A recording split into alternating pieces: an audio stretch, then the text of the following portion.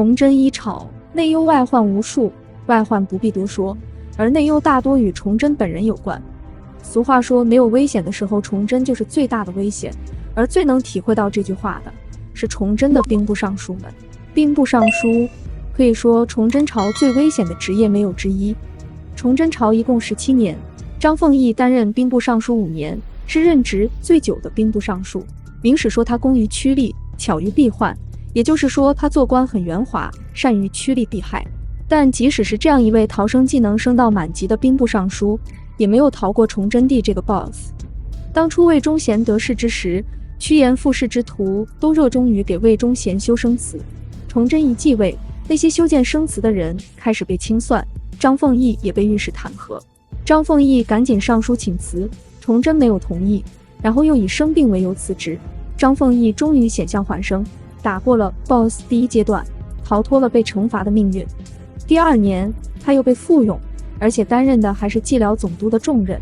此时后金在关内夺取了遵化等4城，张凤毅收复了这4城，得以升任兵部尚书。崇祯9年1636年，后金军侵昌平，张凤毅束手无策，而朝内弹劾不止。张凤毅无奈只能向崇祯申请亲自出战，崇祯给他尚方宝剑，都督诸军出战。张凤毅哪里敢跟清军作战，想着自己不敢作战，必定会被崇祯事后处理，干脆每日食用大黄，这是一种清热泻火的药，健康人吃多了自然伤身，不久就死了。与张凤毅一起服用大黄的还有前兵部尚书梁廷栋，此人当时任职宣大总督，与张凤毅一起抗清，一起束手无策，一起吃大黄，一起去死。不过这个梁廷栋的死其实一点也不冤枉，他任兵部尚书时只干了2件事，第一件事是搞钱，第2件事还是搞钱。他一方面力主要求崇祯加赋税，每亩加3厘，合计加赋165万两，另一方面私下里偷偷卖官受贿，因此遭到了言官的弹劾。梁廷栋贿赂太监说好话，才得以仅遭受免职的处罚。但该来的跑不掉，清军来了，崇祯又让他带兵作战，他最终就只有死路一条路可以走了。因为清军而死的兵部尚书还有王洽。王洽运气不好，担任兵部尚书的时候正值己巳之变，皇太极10万大军第一次破长城进攻北京。这样的大的事情发生，作为兵部尚书的王洽又岂能活命？后来的首辅，当时还在任侍郎的周延儒给崇祯皇帝说，当初世宗斩了兵部尚书丁汝奎，将士们震慑，敌人也退走了。周延儒这个老狐狸眼见王洽命不久矣，索性在落井下石。王洽被崇祯下狱，还没有等到处斩的时间，王洽就死在狱中。相比于王洽，兵部尚书熊明玉的遭遇就要好很多。崇祯5年，当皇太极带兵到宣府，意图劫掠，巡抚神奇与太监王坤遣使与皇太极议和，给皇太极很多的财物，皇太极也就退兵了。这件事让崇祯很生气，就召集群臣商议这件事。熊明玉居然上前为神奇辩解，遂被崇祯帝免职。这也让熊明玉逃过一劫，得以善终，直到大明灭亡5年之后才去世。杨嗣昌深得崇祯皇帝的信任，他当兵部尚书没有任何的意外，还入了内阁。杨嗣昌设计了10面张网的剿贼计划，意图一举消灭农民起义。起初确实是起到了作用，高迎祥被杀，李自成仅仅率领18骑逃入大山之中，张献忠、罗汝才投降。但好景不长，仅仅过了大半年时间，农民军又死灰复燃，杨嗣昌只得亲自上了战场。但左良玉桀骜不听命令，贺人龙也阳奉阴违，杨嗣昌虽然心思缜密，却根本无法歼灭农民军。反而张献忠攻破了襄阳，李自成拿下了洛阳，2位王爷被杀，杨嗣昌惊惧之余，最终自杀身亡。杨嗣昌常常被称为奸臣，但实际上他是当时少有的具备战略眼光，并能拿出全局方案的官员。他一死，明朝的局势更加一发不可收拾。而傅宗龙和孙传庭的死则更显悲壮。傅宗龙此人生性刚直，不会拐弯抹角。他当兵部尚书源于杨嗣昌的推荐，因为他在平定西南的施安之乱中立有大功。傅宗龙作为一名前线主将是没有问题的，担任兵部尚书还是有欠缺的。他说话太直，经常得罪同僚，崇祯皇帝也多次被他顶撞。傅宗龙因为一些小事情被入了监狱。杨嗣昌死后，朝廷实在没人，崇祯在朝中看了半天，就决定是你了。于是把傅宗龙抓出来，给了点破装备，就把他放出去送死。哦，不对，是打李自成。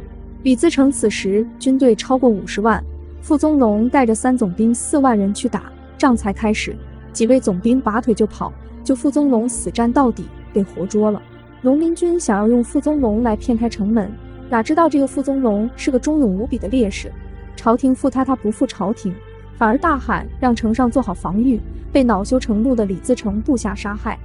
与傅宗龙同样悲壮的是孙传庭。崇祯16年，孙传庭在河南与李自成战败，带着数万残兵败将退回了潼关，李自成在后面紧追不舍。高捷劝孙传庭退回西安，利用城墙防守，孙传庭坚决要在潼关布防。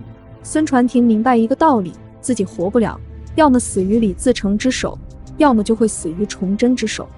李自成在攻打潼关的过程中，孙传庭主动出击，最终战死。孙传庭死后尸骨无存。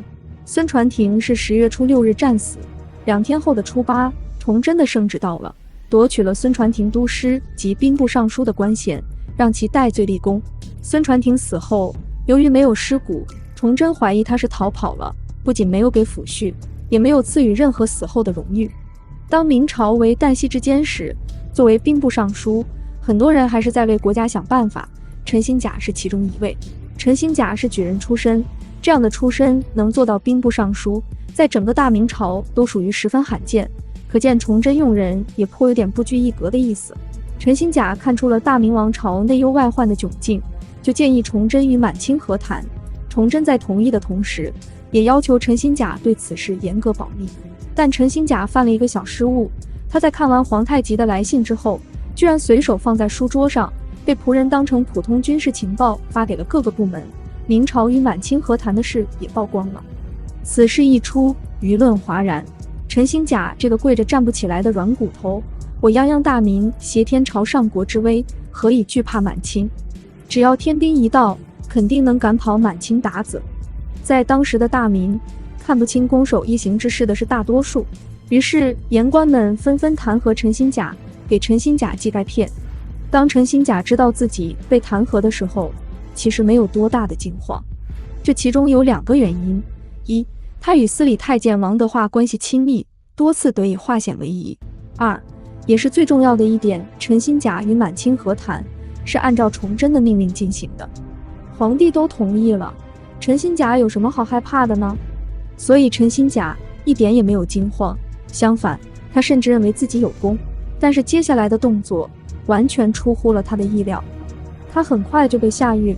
这个时候他才有点害怕了，他赶紧让家里面出钱收买言官给自己求情。一时之间，为陈新甲求情的信件又如雪花般飞向崇祯。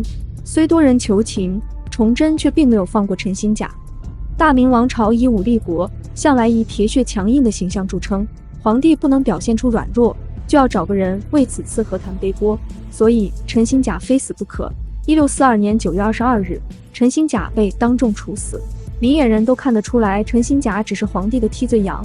陈新甲死后，再也没有人敢全心全意地为皇帝卖命，毕竟你全心全意了，皇帝就要对你进行物理意义上的掏心掏肺。就这样，崇祯作为一个明末罕有的勤政发愤的君王，却不可避免地把帝国导向死局，终于无力回天，并在殉国而死的前一刻大喊诸臣误我，至死都不认为自己有什么错。